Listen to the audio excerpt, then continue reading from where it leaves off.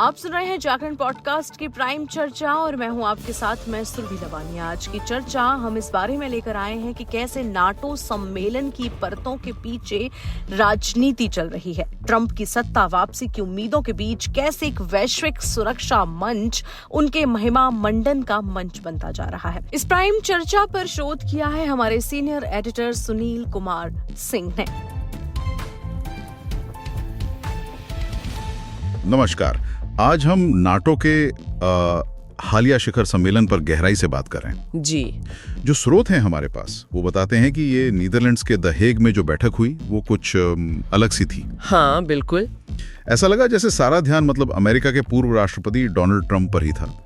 यूरोपीय सुरक्षा जैसे मुद्दों पर कम। सही कहा। विश्लेषण तो यही दिखाता है कि ये कूटनीति से ज्यादा ट्रंप को साधने की एक कोशिश बन गया था। हाँ। चलिए देखते हैं जरा कि हुआ क्या क्या। तो ट्रंप को मनाने के लिए क्या किया गया? सुनने में आया कि डच राजा ने उन्हें वो शाही महल में ठहराया। जी हाँ, ठहराया।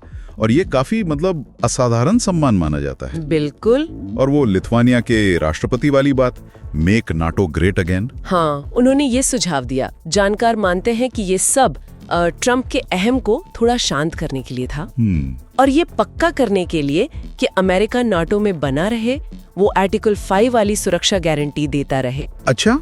और एक और दिलचस्प बात, जो बयान जारी हुआ सम्मेलन के बाद, वो पिछले साल के 38 पैराग्राफ के मुकाबले सिर्फ 5 पैराग्राफ का था। सिर्फ 5? ये तो बहुत ही छोटा है। हाँ, मतलब शायद विवाद से बचने की एक कोशिश थी, या शायद ये दिखाता है कि गठबंधन की जो महत्वाकांक्षाएं हैं वो एक सदस्य के आगे कितनी वो सीमित हो गईं। सही। और इसी माहौल का शायद नतीजा था कि यूक्रेन का मुद्दा वो तो जैसे गायब ही हो गया इस बार। हाँ, ये बहुत बड़ा बदलाव था। पिछले सम्मेलनों में तो यूक्रेन ही मुख्य मुद्दा था। बिल्कुल। इस बार न तो सदस्यता पर कोई ठोस बात हुई, न ही रूस की कार्यवाहियों के लिए युद्ध या हमला जैसे कड़े शब्द इस्तेमाल हुए। राष्ट्रपति जेलेंस्की को भी देखिए, मुख्य बैठक से तो अलग ही रखा गया, बस एक डिनर और ट्रंप से एक छोटी सी मुलाकात। तो ये क्यों हुआ? क्या ये ट्रंप के रूस के प्रति रवैये की वजह से था? विश्लेषक तो यही मानते हैं। मतलब एक तो ट्रंप का रूस की तरफ संभावित झुकाव और दूसरा शायद किसी भी तरह के विवाद से बचने की रणनीति। कुछ आवाजें जैसे पूर्व अमेरिकी राजदूत जूलियन स्मिथ, उन्होंने इस पर चिंता भी जताई है। तो एक तरफ यूक्रेन पीछे हटा, लेकिन एक बड़ा वादा सामने आया, रक्षा खर्च बढ़ाने का। हाँ, ये एक मुख्य नतीजा था बैठक का। क्या था वो? सभी सदस्य देशों ने 2035 तक अपनी जीडीपी का 5% रक्षा पर खर्च करने पर सहमति जताई। 5%? ये तो अभी के 2% लक्ष्य से बहुत ज्यादा है। हाँ, 2.5 गुना ज्यादा। और ये ट्रंप की बहुत पुरानी मांग रही है। अच्छा।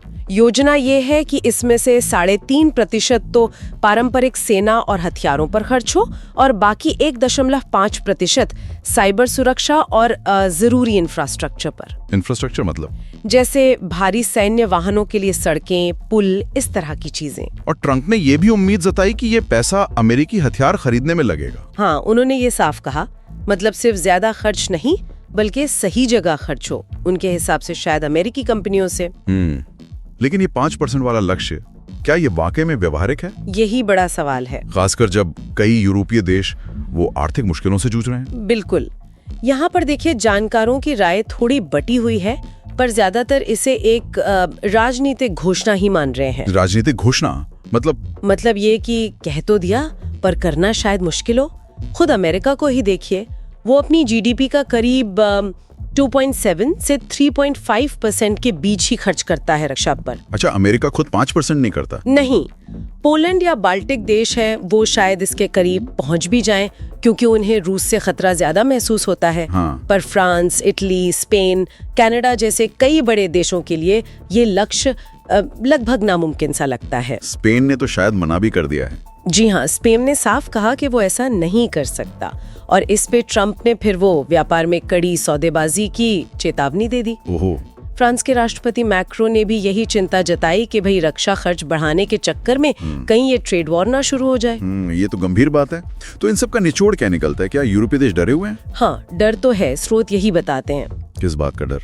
डर ये कि ट्रंप शायद रूस के प्रति नर्म हो जाए या यूरोप से अमेरिकी सेना हटा लें। अच्छा, इससे जो रूस की सीमा से लगे देश हैं, जैसे बाल्टिक देश, पूर्वी यूरोप के देश, वो खास तौर पर असुरक्षित महसूस कर रहे हैं। तो ये तो नाटो की एकता पर ही सवाल उठाता है। बिल्कुल, और उसकी जो निवारक शक्ति है, मतलब दुश्मन को रोकने की क्षमता, उस पर भी गंभीर सवाल खड़े होते हैं। तो संक्षेप में कहें तो ये नाटो सम्मेलन एक तरह से ट्रंप को मनाने, यूक्रेन जैसे मुद्दे को किनारे करने और रक्षा खर्च का एक बहुत बड़ा पर शायद अव्यावहारिक सा लक्ष्य तय करने के बारे में था। हाँ, बिल्कुल यही। और ये हमें एक बुनियादी सवाल पर लाकर खड़ा करता है कि क्या कोई सामूहिक सुरक्षा गठबंधन जो सबकी सुरक्षा के लिए बना है, वो तब भी असरदार रह सकता है जब वो अपने एक सदस्य, खासकर एक ताकतवर नेता की इच्छाओं और उनकी आशंकाओं पर इतना ज्यादा निर्भर हो जाए? ये सोचने वाली बात है। इस बदलती हुई डायनामिक्स का, मतलब इस बदलते समीकरण का वैश्विक स्थिरता पर क्या असर पड़ेगा, ये तो आगे देखने वाली बात होगी। तो क्या नाटो अब रणनीतिक एकता से ज्यादा राजनीतिक मजबूरियों का मंच बन चुका है? और क्या ट्रंप के इर्द गिर्द घूमती नीतियां यूरोप की सुरक्षा के लिए नई चुनौती हैं? इन्हीं सवालों के साथ मैं सुरभि लवानिया आपसे विदा लेती हूँ। सुनते रहिए प्राइम चर्चा, जहां हर मुद्दे को समझते हैं हम गहराई से और जिम्मेदारी से। फिर मुलाकात होगी ऐसी ही एक प्राइम चर्चा के साथ।